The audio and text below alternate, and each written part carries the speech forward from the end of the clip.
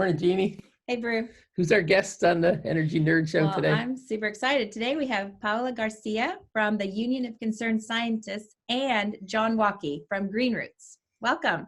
Hi. Oh, thanks. Thank you so much for having us. So you sent over a couple of images. Do you want to tell us about the map first? So that map that you're seeing there is a map of an area of the East Boston neighborhood of Eagle Hill, which is right on the border of Boston, right on the banks of the Chelsea Creek that separates the city of Chelsea from East Boston. And what we're looking at is down by the American Legion Playground, which is at the end of Condor Street. And across the street from the playground, there's a vacant city lot, which actually right now has got a new police station being built on one part of it. And right next to that police station, there is a proposal to build a new Eversource high voltage electrical substation. Underneath the Chelsea Creek at that point, there's a conduit that goes underneath the bed of the creek. And there's some high voltage lines that are going to be drawn from an existing substation over in Chelsea that's going to come across to a substation that they've proposed to build on this property. And you can sort of see in the map, the location of that vacant lot is between the playground on one side to the west. If you go to the east, there's one little skinny property that's a fish processing facility, and immediately next to it, so about 300 or so feet away from the substation, is an 8 million gallon tank of jet fuel. So there's a facility there that holds all the jet fuel for Logan Airport. And then if you go to the south of that, you start to see about another 300, 400 feet away, the beginning of a very densely packed neighborhood, which is the Eagle Hill neighborhood. Lots of your sort of typical triple deckers, all sort of cheek to jowl, smashed in there. And if you were to go door to door and talk to the people there, you'd have to know a little bit of Spanish. You would find a lot of kids. You'd find a lot of low income folks. That map helps to set sort of a context as to you come in and decide you want to put in some high voltage electrical infrastructure. And you thought, hey, let's go to a low income neighborhood of working class people and let's put it right next to their playground, right on the banks of the Chelsea Creek, and right next to some jet fuel. It almost sounds as if you're putting together a script for a new Die Hard sequel more than you're putting together sound electrical infrastructure planning. The whole regulatory process started back in 2014. The actual machinations behind the scenes to get this project going actually probably predate that, going back to 2010. So this has been a decadal kind of gestation period for this project. And the folks at Green Roots, we've been organizing people in the neighborhood who really had no clue that this was being proposed until really the 11th hour. And we've been organizing folks to push back on this proposal. That's kind of the story in a nutshell of the ongoing saga of the East Eagle Street electrical substation. Wow. What's the latest and current status and what happens next? Well, when last we left our heroes, we were in two long EFSB, Energy Facility Siting Board, final hearings. Originally, the final hearing was going to be last March, and it happened to fall on March 11th. And they were going to have the hearing, because we were complaining about the lack of public outreach. They were going to have it at the East Boston High School. And we were organizing a whole bunch of people. And as you may remember, last March was around the time that the governor came out and said, we're in lockdown. As a matter of fact, I think the official governmental announcement was the 10th.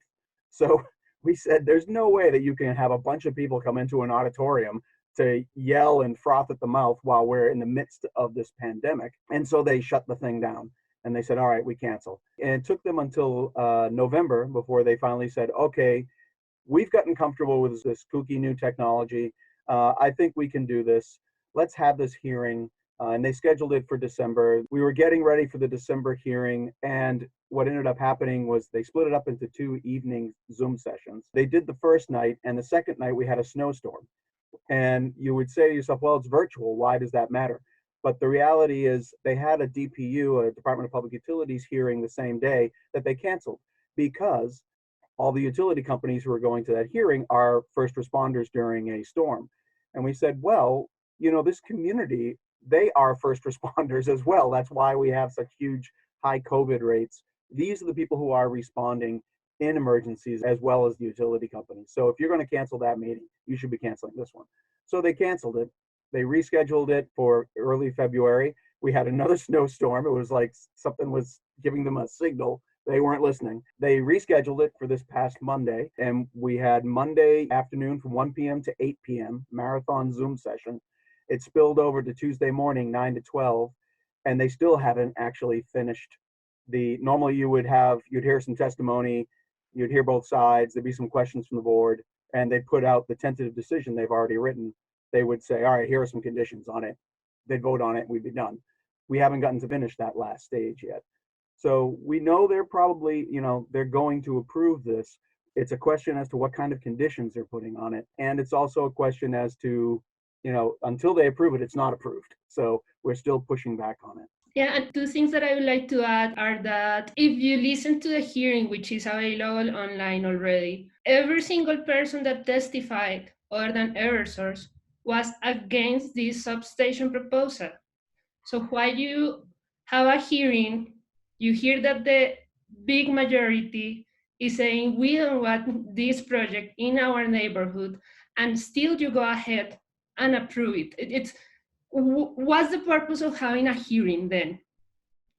And the other thing that I would also like to add is that one of the biggest complaints about this project is the lack of proper community engagement, especially in terms of language barriers to be able to understand the information that is being discussed and share the thoughts of the community. This project started officially in 2014. So we're talking about 7 years that have been going into the discussion that has been happening. And just very recently, the Energy Facility Siting Board and Eversource are providing materials, especially in Spanish, given that more than 40% at least it's Latinx community. In the hearing, which is great, this week they had simultaneous translation services. It's great, but that's just one single event compared to everything that has happened in the process. And it was just this gaslighting kind of practice in which they start saying, we're doing a great job. And so minimizing the complaints from the community about the entire process. I think that that's very important also. Right. And if the process started 7 years ago, you would think that some of the people who could have been involved 7 years ago could have provided some valuable input to the process of analyzing the situation, analyzing the need, making sure that the needs of the community were considered from the beginning, and then some planning could have been done around that, I'm sure. Paula, are you going to tell us about the graph that you shared? Sure, absolutely. As I just said, the initial proposal was presented in 2014, I believe. And since then, things have changed a lot for multiple reasons. And this project, the idea is to build a 115,000 volt substation in the East Eagle area. And that project will cost ratepayers close to $50 million.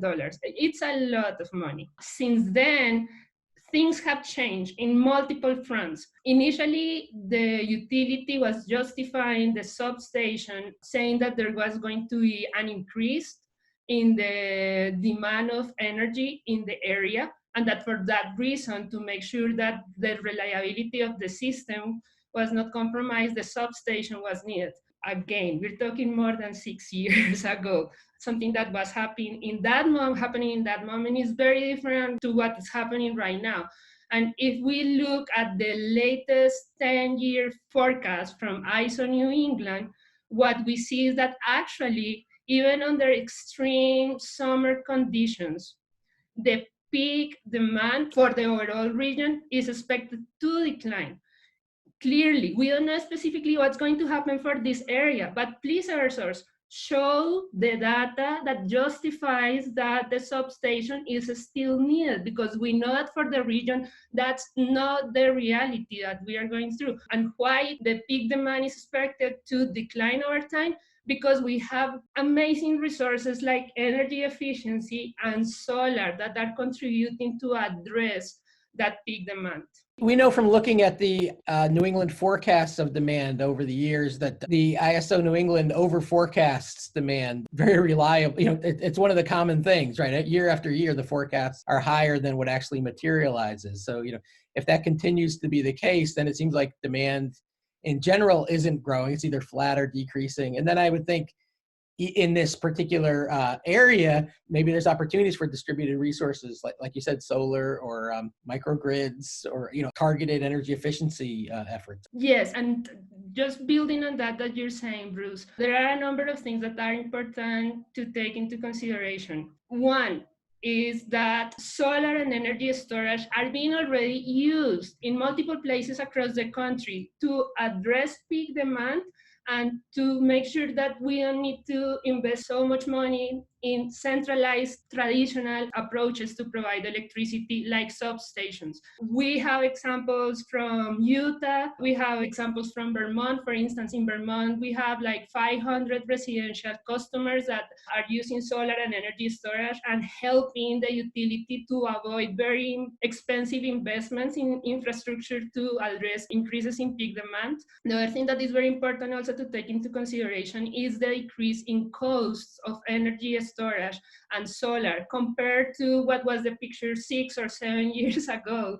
So I think that it will be very important also to understand what other considerations have done Eversource to justify the substation. Did they consider other options? Did they consider flexible demand? Did they consider solar energy storage? The other thing that I've been hearing a lot is that, but you don't have area in the neighborhood to install this very large array of solar panels. Hey, we have the built environment. East Boston has a rooftop solar potential of close to 100 megawatts. Not even 10% of that has been deployed in the neighborhood. Last year, in a hearing that was organized by Councillor Lydia Edwards, that was part of the discussion that was happening, that the neighborhood has like 6 megawatts and that 1 megawatt was in the pipeline. Again, that's not even 10% of the solar potential that we have in the neighborhood. So it's just a lack of creativity, a lack of innovation, a lack of also understanding, wanting to integrate the feedback that throughout the community have been providing, saying, we don't want this substation. And the other thing is that we are going through a pandemic, and that pandemic is having a very negative impact on the economy. So we should be optimizing the use of our resources right now, especially now. Right. And I would guess that if all these people now know about the substation, if the money that would be for the substation could be put into energy efficiency, combine it with an energy literacy campaign, and people can help solve the problem in the community. I mean, more people would want energy efficiency measures, more people would want solar. If the funding is there and the understanding that, the connection between the substation and these resources, it seems like a great opportunity. Yeah, and the other thing that I also want to bring into the conversation is that a few years ago, like 2 years ago, we started a very important collaboration with Green Roots, in which we started analyzing, okay, if the substation is needed, if there is a need of something to address the probability of having reliability issues due to increase in peak demand, is the substation needed, or are there other options? So what we did in that moment is that we started thinking, what's happening, what's the built environment, how we could integrate distributed generation like solar and energy storage. And we started identifying what are the characteristics of the buildings in the neighborhood. There are plenty of triple deckers, close to 2,000. Not all of them have the best roof conditions, but what if we were to take advantage of a third of those buildings, like 700 buildings, and we were to install solar panels paired with energy storage? The results of our analysis show that that was actually a great option for the neighborhood that could address reliability issues, that could decrease the utility bills that people have to pay, which is also a very important component, energy burden. Usually low-income people are the ones that have to pay the most of their money to pay for their energy services. And in addition, the Commonwealth has this net zero goal by 2050. We need to make sure that we decarbonize the grid, right? So these kind of approaches could also help us to fight the climate crisis while sharing the benefits directly with the community, because as the substation is being proposed right now, all the risks stay with the community, none of the benefits. Exactly. And I would say that the one thing the community has in getting involved in this whole process, and I would use myself as an example because I'm not an energy nerd. I'm quickly becoming one. I've been reading up, and I've been learning more and more about it. And the more you learn, like the little shooting star, the more you know.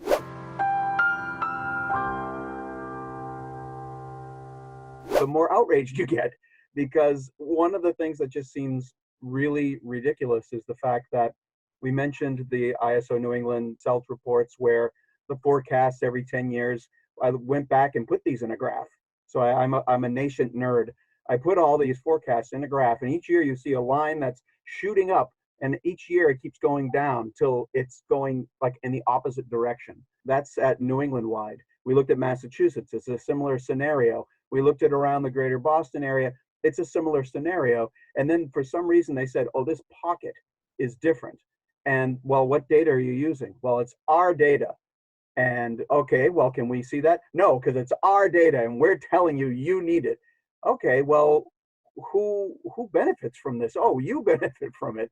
And you're not going to show us. I mean, you wouldn't do that. It's worse than buying a used car. You just sort of feel like you ask for the price and they say, well, how much you got? That's not how this works. But that's how it works in our regulatory system, is that the energy industry is telling us what we need. And the energy industry is telling us how we're going to meet that need. And the energy industry is telling us when we bring up an alternative like rooftop solar and distributed generation, they're saying, no, that's not feasible. That's not possible. It's not anything we can take on. And so little by little, I think people in the neighborhood are sort of waking up to, this is kind of a screw job. The deck is stacked against you. And we've had to fight so hard just on the issues of language access, and forget about language. Just if you're a native English speaker trying to get access to this process and understand it, you can go online and download all the data from since 2014. But when you go and look at the demand data, it's all redacted like this is some sort of CIA document. And we would really like to know these decisions are being made for the benefit of whom? Because it certainly isn't for the benefit of the people who are going to be living next to this substation. What I'm hearing is that the nonprofits and the community, so Green Roots and Union of Concerned Scientists, are doing the analysis of alternatives and economics. And it seems to me that that's a logical role for the grid operator and the utility, perhaps under supervision of the regulators and the siting board. Is the utility stepping up to do some proper analysis or not? If they are, they haven't really been showing us. Within the procedure, the official, regulatory procedure, they've thrown out numbers and they've said a few things. And then within the public realm, on their website and whatnot, they've put up just public relations materials. And so you can look at it. And of course, somebody selling you something is always going to tell you how wonderful it is. But we have not actually seen any sort of data that a third party could look at and evaluate. And that's really what we've been asking for. And what I would add is that in the hearings that I have been able to participate, what I've heard so far the utility saying is that it's impossible to use solar because there is not enough space where to install a solar farm. That also the peak in the neighborhood happens between 8 and 9 a.m. Guess what? We have energy storage, right? And then when they have talked about energy storage, it's been in terms of like the technology is not there yet, it's super expensive, it's not working. Guess what? That's not accurate. It's working. It's working at small and large scale. It's working across the country. And there are multiple options for energy storage. And in Massachusetts specifically, we have a target of 1,000 megawatt hours of energy storage by 2025. In addition, the SMART program has incentives for energy storage. And last year, there were already in the pipeline more than 360 megawatts of energy storage that were already approved in terms of projects. And we also have the Clean Peak standard, right? And energy storage is one of those key technologies that is expected to help with the peak in the Commonwealth. So there is a complete disconnection. There is like a lack of communication, misunderstandings. I don't know what's going on, but clearly the utility has not shown to the understanding what's happening with these kind of technologies. One might think that if some of those distributed resources and storage were located strategically or intelligently or economically, then it might have one of the benefits of avoiding the $50 million investment in this grid equipment and have all sorts of benefits in terms of the community and life in Chelsea. And East Boston, yeah, and everywhere. The situation that we're in right now with the pandemic, it's been horrific for people in East Boston and Chelsea and other places like Lawrence and Roxbury, all the neighborhoods that are hardest hit. But if there is a silver lining to it, there is the idea that this has really brought out the reality that is being faced by people. It's brought it from the shadows, to the forefront of conversations, to the point when we had the presidential debates. Environmental justice was a term that was actually being used in a presidential debate. That the combination of sort of the racial justice moment we're in, along with the pandemic and public health concerns that are going on, it has brought together all of these issues. In the case of like doing something solar generation, there's the connection to not producing greenhouse gases, not burning hydrocarbons to create your electricity, all of those sorts of things. But then the other aspect of this is the built infrastructure. If you are passing laws and ordinances, and the city of Boston is doing that. And I think another project that's in our neighborhood that has been now pointed to in this process as being a justification for this is the Suffolk Downs development. And one of the things that development is going to do is to bring in just thousands and thousands of it's basically a third the size. The population will be a third the size in the neighborhood of East Boston. It's a neighborhood within a neighborhood. But the design specifications for the new buildings are really part and parcel of the reason why we've seen the demand go down over the years. These are going to be energy efficient buildings. They're going to be built in a manner that not only is conserves energy, uses less energy, but then for other things that are directly related to the pandemic in terms of air quality, how tight the building is, the HVAC systems, all of that is there. Now, when you turn your gaze back to the neighborhood of East Boston, you're dealing with houses. My house was built in 1870 something. So we are talking about an old housing stock. If you put up one of those vacuum fan things on your front door, it just goes and everything just blows right through it. There is no vacuum seal in my house. And so there's a lot of work that needs to be done. But in the process of airproofing houses, of soundproofing houses, and of making them energy efficient, we can address our energy needs for the future. We can address climate change. We can address the health outcome deficiencies that we have in these neighborhoods, the inequities that we have in things like a pandemic, of people's cancer rates, their asthma rates, childhood asthma rates, all of these different things, which have been an environmental justice, issue for so many decades now. And this is a moment where all of these things are sort of coming to the fore at the same time: the social, the environmental, the energy related things.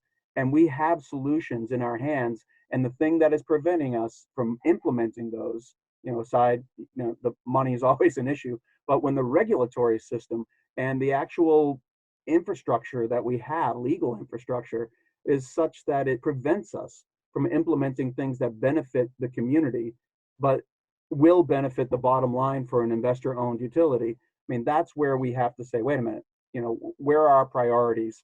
We're going into the 21st century. We can either do that in a sustainable, equitable way, or we can just keep doing what we've done, which got us to this point in the first place.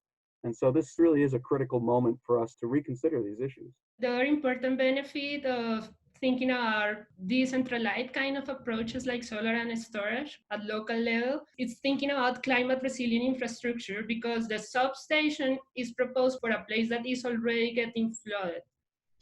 Is expected to face chronic inundation before the end of the century. Like in 50 years, the situation is not going to be any better than what it is right now, all the opposite. We have heard so many times about the risk of water and electricity and fire, and there are 8 million gallons of jet fuel right by where the substation is being proposed. Even if that risk was somehow addressed, if there is a damage in the infrastructure of the substation, that will be very expensive to repair. And if there is a storm, like a hurricane or something along those lines, that substation is not going to be there to provide power for the community. So why don't we think about climate resilient energy infrastructure investments now? Now is the moment that we should be doing that. Yeah, it seems like the key is listening and then smart planning and systems thinking and paying attention to the communities and the long term, and basically not doing things that are stupid and greedy. And I feel like there's so much more to talk about. When we get more information from the utility, maybe you can come back and talk again. Thanks for being on the show. Thank you so much. Thank you so much for the invite. Thanks. See ya. Thanks for watching. This is Energy Nerd Show and Tell. It's the show that we want to watch, so we're thinking maybe some of you energy nerds want to watch it too.